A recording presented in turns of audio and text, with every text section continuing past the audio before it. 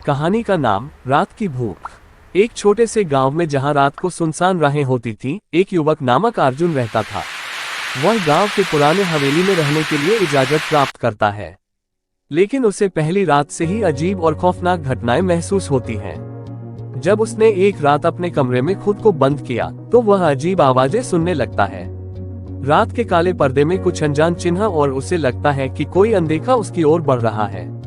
अर्जुन को अपने अद्भुतता से निराश होते हुए यही सोचना पड़ता है कि क्या उसे इस हवेली का कोई राज पता चलेगा जो उसे रात के इस भूतिया माहौल में डाल देगा।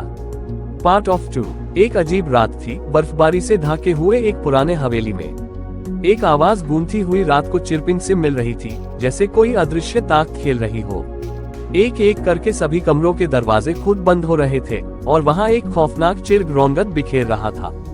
एक अकेली लड़की मीरा बेहद डरी हुई हवेली की खोज में थी। सीधा अपने कमरे की तरफ बढ़ते हुए वह सुना कर रही थी कि कहीं से एक बच्चे की रोने की आवाज आ रही थी। अचानक रात की चिरपिंग ठंडी हो गई और सारी हवेली सुनसान हो गई। मीरा ने एक पुराने खुले कमरे में जाकर देखा। वहां एक रूखा सूखा बच्चा खड़ा था जो कुछ कह रहा था, पर उसकी आवाज सुनी नहीं जा रही थी।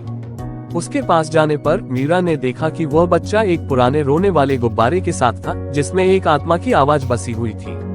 बच्चा बोलता रहा, वह बोल रही है कि उसकी मासूमियत को छुपाने के लिए यहाँ आई हूँ। हवेली ने एक नई दिशा में बदल दी थी और मीरा ने समझा कि इस रात की भूतिया रहस्यमयी घटना ने एक अजीब संबंध बना दिए थे।